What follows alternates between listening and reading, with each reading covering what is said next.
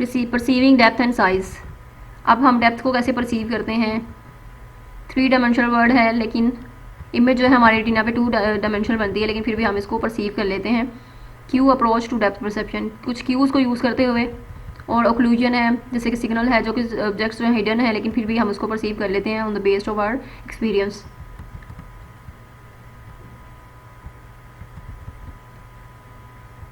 Types of depth cues, कितनी types हैं depth cues की, ओकुलोमोटर, मोनोकुलर, बाइनोकुलर, डेफिनेशन भी इंपॉर्टेंट है। ओकुलोमोटर क्यूज़ क्या होते हैं, कन्वर्जेंस एंड अकोमोडेशन, उसकी भी डेफिनेशन। मोनोकुलर क्यूज़ क्या होते हैं, मोनोकुलर क्यूज़ जो है वो इसके आगे से आपने जो बताने हैं कि रिलेटिव हाइट है। पर्सपेक्टिव कन्वर्जेंस क्या होता है, atmospheric perspective and texture gradient, उसकी definition. Shadows and then motion produced cues क्या होते हैं।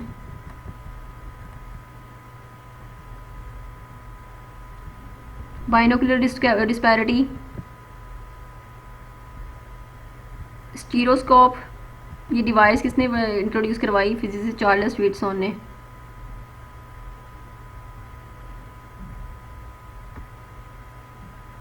यहाँ पे उन्होंने स्टडी किया फिजियोलॉजी ऑफ न्यूरॉन्स पे, जो टिके रिस्पॉन्ड करें डेप्थ पे, डेप्थ को।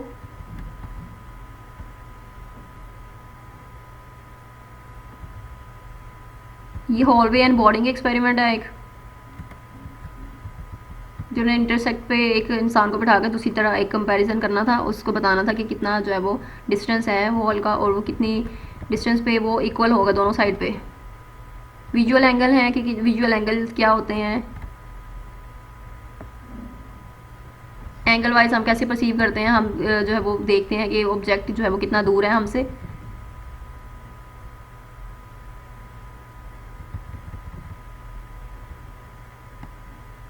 जैसे मून एंड सन को हम एक ही साइज में परसीव करते हैं, बट मून जो है वो ये अर्थ के करीब है, लेकिन जो सन है वो बहुत बड़ा है, लेकिन वो क्या है, वो उतना ही दूर है। तो हम क्या करते हैं, हम परसीव हम मून और सन का साइज़ एक ही परसीव करते हैं।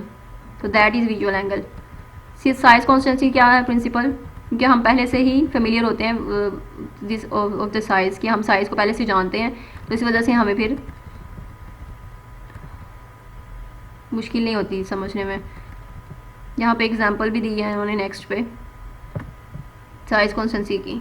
किसी इंसान के साइज़ का आपको पता है तो आपको आइडिया हो जाता है कि ये जो है वो इंसान, इसका ज़्यादा हाइट नहीं हो सकती, और उसके साथ साथ आप ये व्हील को भी आपको आइडिया हो जाता है। वैसे पिक्चर में आपको लगेगा कि ये क्लोज ली गई है पिक्चर, इस वजह से ये ज़्यादा जो है वो बड़ा लग रहा है, लेकिन ऐसा नहीं है। जब आप किसी ह्यूमन के साथ देखते हैं तो आप समझ जाते हैं कि ये व्हील वाकई ही एक्चुअली में इसका साइज़ बड़ा है। विजुअल इल्यूजन्स क्या होते हैं, यहाँ पे मुलर लायर इल्यूजन बहुत इंपॉर्टेंट है, जो वर्टिकल लाइंस हैं और जो इन्वर्टेड हैं उसकी एग्जांपल। कॉन्फ्लिक्टिंग क्यूज़ क्या होते हैं, और ये किसने दिया था, प्रपोज किसने किया ये थेरी। कॉन्फ्लिक्टिंग क्यूज़ थेरी जो है वो परसेप्शन ऑफ लाइन है कि depth cues depends on 2 cues. तो हमारे पास दो क्यूज़ हैं, एक्चुअल लेंथ वर्टिकल लाइंस और overall length of the figure. जैसे कि कन्वर्जेंस का यहाँ पे फिर भी अगेन ये इस पिक्चर में है, जब ये लाइंस आपस में, हम दूर तक देखते हैं लाइंस आपस में मिल रही होती हैं, तो हमें लगता है कि ये लाइंस आपस में मिल रही हैं। सो ये ऑब्जेक्ट जो करीब है तो वो हमें इस तरह नज़र आएगा, और जो दूर होगा तो वो हमें ऐसे नज़र आएगा।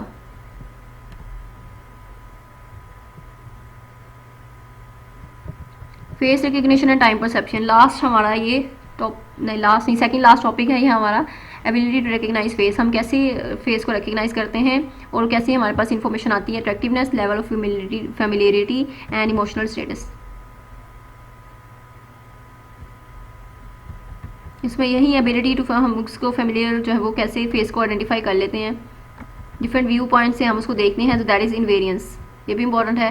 Ability to recognise an object seen from different view points is called the view point invariance.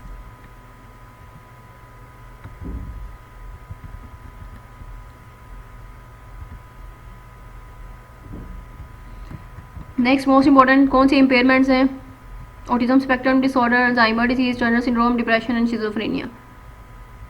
तो ये जो फेस रिकग्निशन में बहुत ज़्यादा रोल प्ले कर रहे हैं, तो ये इम्पेयरमेंट डेफिसिट हो तो हमें फेस रिकग्निशन में प्रॉब्लम होती है। उसकी डेफिनेशन के हवाले से, और एरियाज़ कौन से हैं ब्रेन में, हमारे जो ब्रेन की एरियाज हैं वो फेस को कैसे रिस्पॉन्ड करते हैं, कौन से फेस को रिस्पॉन्ड करते हैं, वो अपराइट को, फेमिलियर फेस को जल्दी रिस्पॉन्ड करते हैं।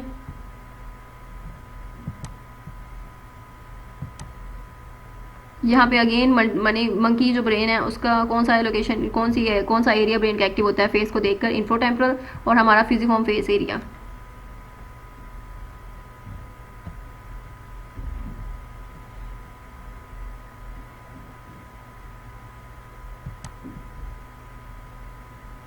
यहाँ पर आपने बताना कि कौन कौन से एरिया जो है फेस की जो रिस्पॉन्स दे रहे हैं फेस रिकग्निशन में, तो कौन से एरियाज जो ब्रेन के एक्टिव हैं, temporal lobe, hippocampus, amygdala. Amygdala का रोल क्या है?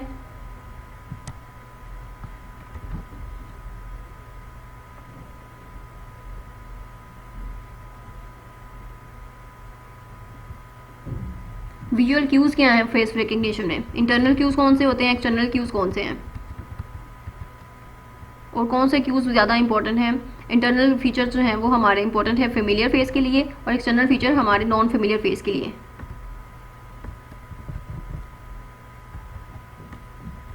जैसे कि आप इमरान खान को जानते हैं, तो इंटरनल फीचर्स यानी आइज़, आपके नोज़, तो आप किसी भी फीचर से, आइज़ से आप इमरान खान को पहचान सकते हैं। लेकिन जो एक्सटर्नल फीचर्स हैं, एक्सटर्नल फीचर में नॉन फेमिलियर जो है, ये इंसान हमारे लिए नॉन फेमिलियर कभी नहीं देखा, तो हम इसकी जो है हेयर से उसको रिकग्नाइज़ कर सकते हैं। अगर हमने एक बार देखा तो हम दोबारा उसके हेयर से उसको रिकग्नाइज़ कर सकते हैं।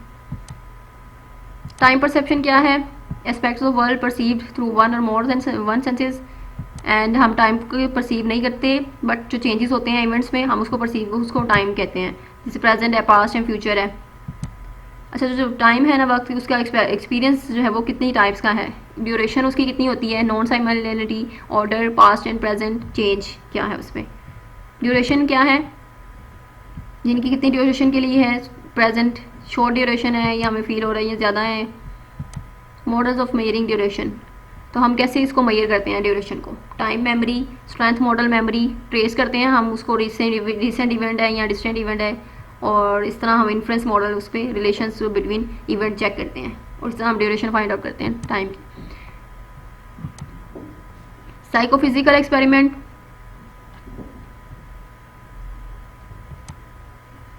सर्काडियन रिदम, हमारी ब्रेन जो हमारा इंटरनल बायोलॉजिकल सिस्टम है उसकी क्या क्या चीज़ें हैं, passing day and night, passing of day and night, sense of time passing.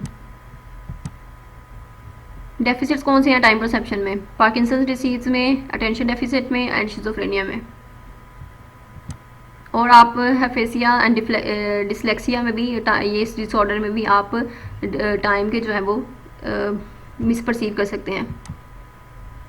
Sense of hearing, Helen Keller ने कहा था कि being deaf is worse than being blind. Physical definition है उसकी, sound is pressure changes in air, and perceptual definition है, sound is experience we have when we hear. So ये दोनों definition important है। इन डेफिनेशन में आपसे क्वेश्चन भी पूछा जा सकता है, और ये आपके एमसीक्यूज के हवाले से इंपॉर्टेंट है। अगर जो साउंड इज प्रेशर है, प्रेशर चेंजेस है एयर में, तो वो फिजिकल डेफिनेशन है, और अगर वो एक्सपीरियंस है जो आप सुनते हैं, एक्सपीरियंस करते हैं, तो वो परसेप्चुअल डेफिनेशन है।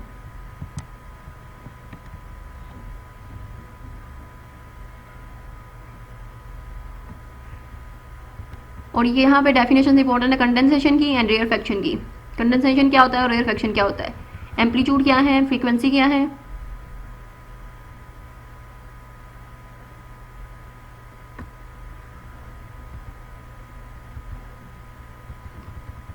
ट्वेंटी 22 चैप्टर भी हमारा साउंड परसेप्शन के रिलेटेड ही है। लाउडनेस क्या होती है उसकी डेफिनेशन, डेसिबल्स क्या होते हैं,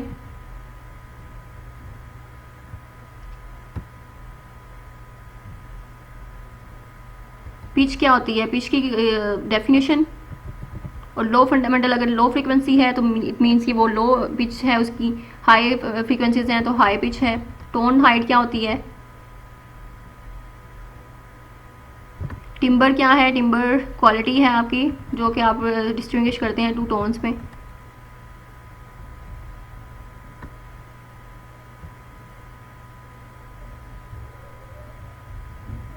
स्ट्रक्चर ऑफ द ईयर, ये मोस्ट इंपॉर्टेंट है, ईयर का स्ट्रक्चर, कि ईयर के स्ट्रक्चर के हवाले से क्वेश्चन बन सकता है, और ईयर जो उसके पार्ट्स हैं वो पूछ सकते हैं, या आउटर ईयर, इनर ईयर और मिडल ईयर। आउटर ईयर में क्या कौन सा पार्ट है, पीना जो है वो होता है, जो कि साउंड वेव्स को कलेक्ट कर रहा होता है, उसकी वर्किंग है साउंड वेव्स कलेक्ट करना। और वहाँ पे एक ट्यूब होती है, ऑडिटरी कनाल जिसे बोलते हैं, 3 सेंटीमीटर लॉन्ग होती है एडल्ट में। रेजोनेंस कब होती है? ऑडिटरी कनाल में जब साउंड वेव्स जाती हैं, रिफ्लेक्ट बैक करती हैं। सारा प्रोसीजर। मिडल ईयर में हमारे जो 3 बोन्स हैं मेन, उनके नेम्स, उनके फंक्शंस।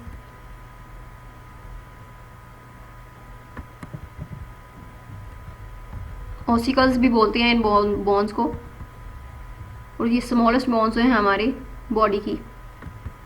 इनर ईयर है, इनर ईयर में हमारे पास कोक्लिया है, स्नेल लाइक स्ट्रक्चर है ये।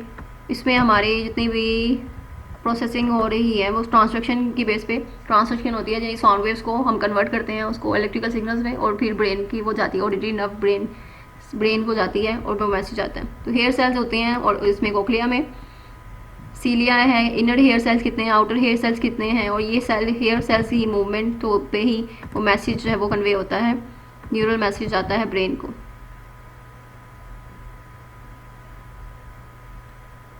ये सारा वही प्रोसीजर बताया है। Representation of frequency, place theory है सबसे इंपॉर्टेंट इसमें। फ्रीक्वेंसी ऑफ साउंड कि वो इंडिकेट करती है प्लेस से, कि कौन से प्लेस से वो साउंड आ रही है, तो उस पर डिपेंड करते हैं कि अगर दूर से या नज़दीक से तो उसकी फ्रीक्वेंसी क्या होगी।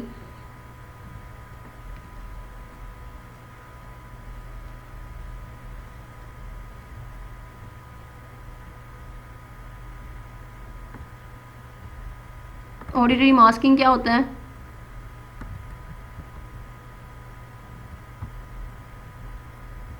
ऑडिटरी थ्रेशोल्ड, जो मिनिमम आप हेयर साउंड जो है वो आप सुन सकते हैं, और मिनिमम और मैक्सिमम कितनी सुन सकते हैं आप। अकाउस्टिक प्रिज्म में क्या है? द लिंक है ये between frequency and activation of specific places along the basilar membrane.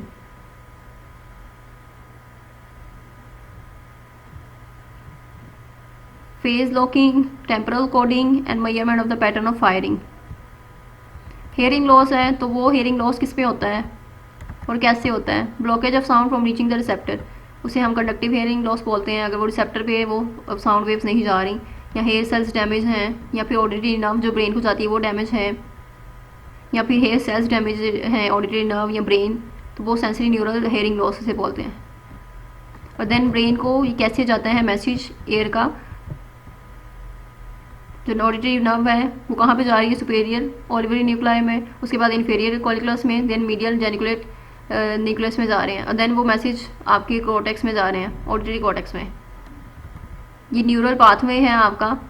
और यहाँ पे मोस्ट इंपॉर्टेंट है सोनिक एमजी क्या होता है, इसको एक्सप्लेन करना है। क्वेश्चन भी हो सकता है, शॉर्ट क्वेश्चन, और आपका यहाँ पे इसका एमसीक्यूज के हवाले से भी पूछा जा सकता है कि सोन का क्या डिफरेंस है। Superior olivary nuclei, IC stands for inferior colliculus, MG medial geniculate nucleus. So ये 3 स्ट्रक्चर्स हैं between the cochlear nucleus and the auditory cortex. Nucleus से जो कॉर्टेक्स हैं ऑडिटरी कॉर्टेक्स तक, ये 3 स्ट्रक्चर्स जो हैं ये सारे और सोनिक एमजीज ने बोलते हैं।